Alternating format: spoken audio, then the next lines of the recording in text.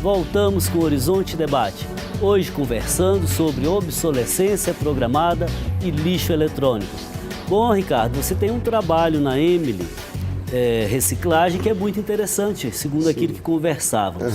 E uma das frentes de trabalho é justamente o projeto Coleta em Casa. Podia falar um pouco? Sim. Hoje, o projeto de coleta desse resíduo em residências, né, surgiu até de uma outra demanda. O propósito inicial da Emília era trabalhar diretamente com a indústria. Só que, ao chegar nas indústrias, eu me perguntava, viu lá de casa, o que eu faço? Vamos trazer. Aí passamos o quê? Hoje, talvez 70% do material que a gente recebe é de coleta residencial. Temos um serviço de coleta, o pessoal liga, nós agendamos, coletamos, fazemos rotas de coleta, né? E coletamos esse material. E todo mundo tem em casa. Computador, televisão, tudo. Todo mundo tem de tudo guardado em casa sem saber o que fazer.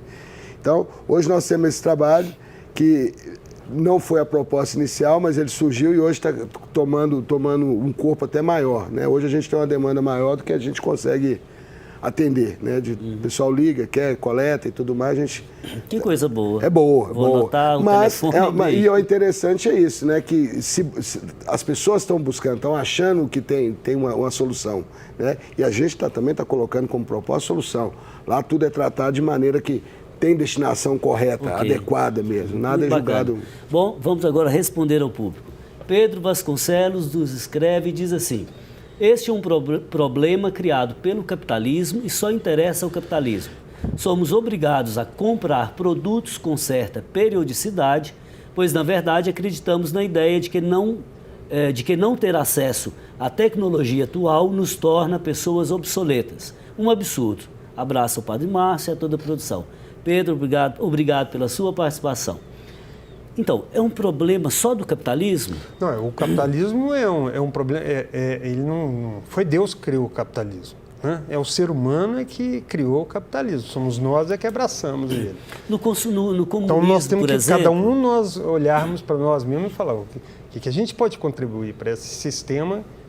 Você dizia que a gente não pode se deixar escravizar, né? Não, eu acho que a tecnologia ela veio para libertar a gente do trabalho degradante, do trabalho extenuante, do trabalho perigoso, né? Hoje a gente continua trabalhando a mesma, ou às vezes até mais quantidade de horas do que se trabalhava um século atrás com todas essas tecnologias que a gente tem aí, que poderia permitir a gente trabalhar em casa menos, né? E trabalhar menos. Pois é, às vezes sábado e domingo eu recebo e-mails, mensagens da universidade, trabalho de orientantes, repara, sábado e domingo não, pelo amor de Deus.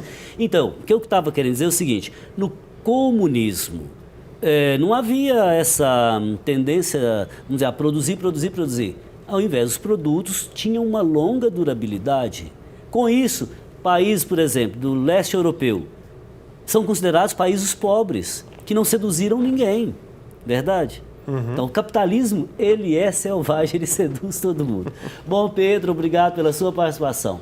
Lucas Neves diz assim: bem-vindo ao capitalismo, respeito ao consumidor, quase zero. A sociedade está cada vez mais vivendo de propaganda e, ultimamente, tudo é perecível. Semana que vem já está tudo renovado nas lojas. Você tem capacidade de adquirir um novo? Tome cuidado e pense bem, pois pode ser aquisição por tempo determinado. É de extrema importância que seja repensado o sistema industrial e comercial, que empresas descredenciadas sofressem penas mais duras, que a reciclagem seja algo mais pensado, disseminado e desenvolvido, e que as pessoas tomem consciência de como descartar e reutilizar aquilo que utilizam. Ricardo, como fazer com que a sociedade reutilize e recicle mais? Eu acho que passa pela divulgação mesmo dessas técnicas. A própria indústria hoje, ela deveria ter hoje a reciclagem, deveria vir já no folhetim que vem lá onde tem as assistências técnicas, onde ela descartar, como descartar, de que é feito o produto. Hoje também existe um processo de rotulagem, né? Que dentro do próprio produto já vem determinando o que Alguma política pública? Sim, hoje já existe a política, né? A Política Nacional de Resíduos Sólidos, ela prega o quê? A responsabilidade compartilhada. O consumidor tem o quê? A obrigação de levar onde ele comprou o vendedor mandar para o distribuidor ou para a fábrica e a fábrica cuidar. A lei prega isso. O prazo é agora 2014, seria para isso já estar funcionando de maneira... Vejamos, né? Agora, o que é mais viável? Reutilizar, reciclar ou consumir menos? O reutilizar seria o mais interessante, porque você não tem que agregar nada no produto. Você estaria utilizando ele novamente num outro processo, então ele não demanda nenhum processo, ele não demanda, como é que fala? Nenhum gasto energético a mais, nem nada. Não tem que pagar nenhum imposto nenhum também, imposto, nem nada. Okay, no caso tá da bom. reciclagem, não. Você teria que o quê? Ter todo um processo para reciclá-lo, né? Ok, Lucas Neves, obrigado pela sua participação, fraterno abraço. Daniele Domingos diz assim: na minha opinião é uma questão complicada. Por um lado, o mercado precisa continuar vendendo, mas por outro, nem sempre nós temos condições de acompanhar e consumir os últimos lançamentos. Comprei um videogame para o meu filho de 11 anos há 2 anos. Na época custou mais de R$1.000 e hoje já está ultrapassado e ele quer outro. Pode. E não é fácil convencer a meninada de hoje a esperar. Esta é a geração do imediato. Abraços. Bom pai de família, comente para mim aí, como educar os nossos filhos hoje? Eu Sim, acho Paulo. que eu que estou com uma pequena de 5 anos e meio, eu acho que isso é como eles diriam, é um papo cotidiano. É acordar, é na mesa do café, é conversar, é fazer com que eles entendam esse universo, né, e tudo aquilo que cerca, não cedendo às vontades, isso aqui, eu quero comprar, eu quero. Não pode por causa disso. É fazer, limite, né? é fazer com que ele entenda ao modo dele.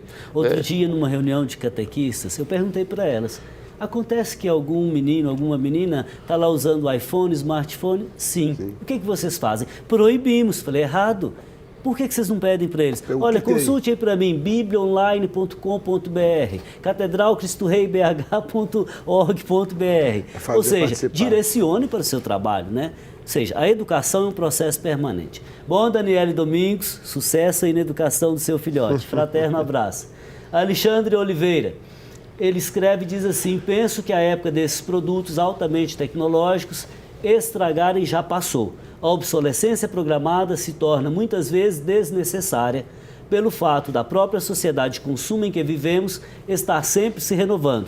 Independente do seu produto dar defeito ou não, o consumidor deseja sempre o mais novo, o mais tecnológico, o mais prático.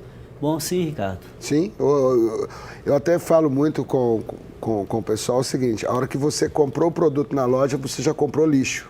A indústria tem lá 5 gerações desse mesmo produto, novinho, esperando você comprar para ela te mostrar que mais. Esse que você comprou já não vale nada, esse aqui que é o tchan. Você pensa assim também, Paulo?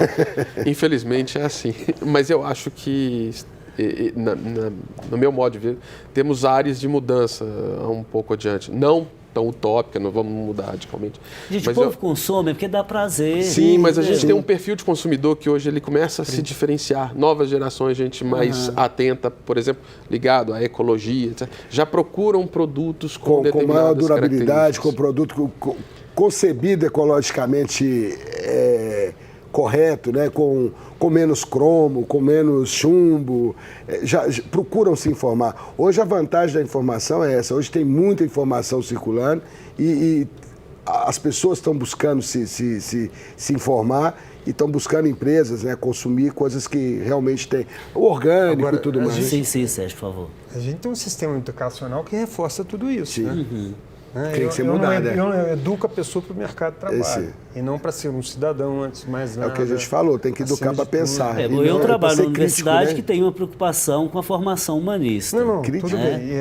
Mas de uma maneira geral, o sistema educacional, ele não é nem libertário e ele produz pessoas para o mercado de trabalho. Mas eu acho que esse é um problema de todos. Sim, é um problema da família, das instituições, da claro, escola, enfim. Claro. Bom, Alexandre, obrigado pela participação. Natália Cassiolato diz assim: do ponto de vista ecológico, sou contra a obsolescência programada.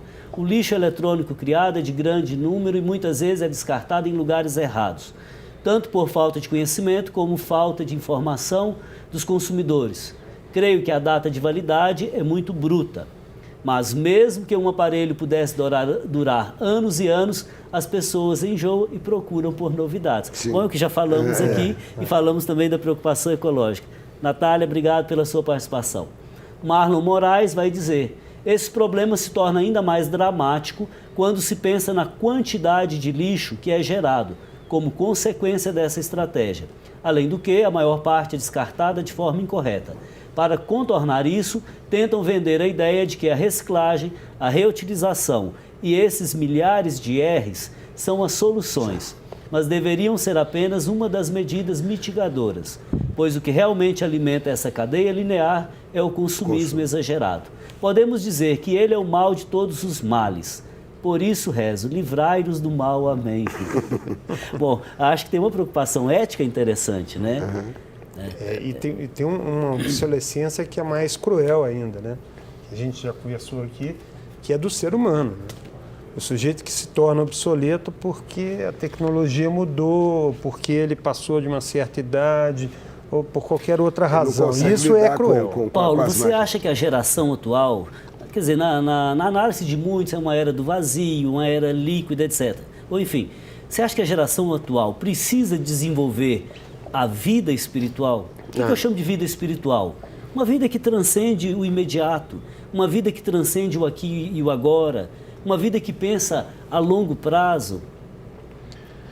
Se a gente começar a entender que a gente deve ser menos materialista e ter mais consciência só da gente buscar aquilo que é o ético, né, que é ou tentar entender aquilo que é correto, naturalmente nos voltamos para si e para essa vida espiritual. Eu acho que juntar um pouco de cada e abandonar esse conceito de vivenciar a tecnologia como se fosse uma entidade, né, e não algo que está presente na nossa vida. Não vivemos sem ela. Exatamente. Correto. Mas para facilitar a nossa vida, a gente vai ter mais tempo para pensar na nossa qualidade de Charles vida. Chaplin dizia assim: não sois máquinas, homens é que sois. Bom, aproveito para mandar um abraço para Marlon Moraes, Isa Carlina, bom, enfim, todos aqueles que participaram conosco hoje. Caros convidados, obrigado pela presença, voltem sempre. Muito obrigado. Nós agradecemos. Bom, o Horizonte Debate de hoje chegou ao fim, mas você pode acompanhar informações sobre o programa pelo site da TV Horizonte. Nosso endereço é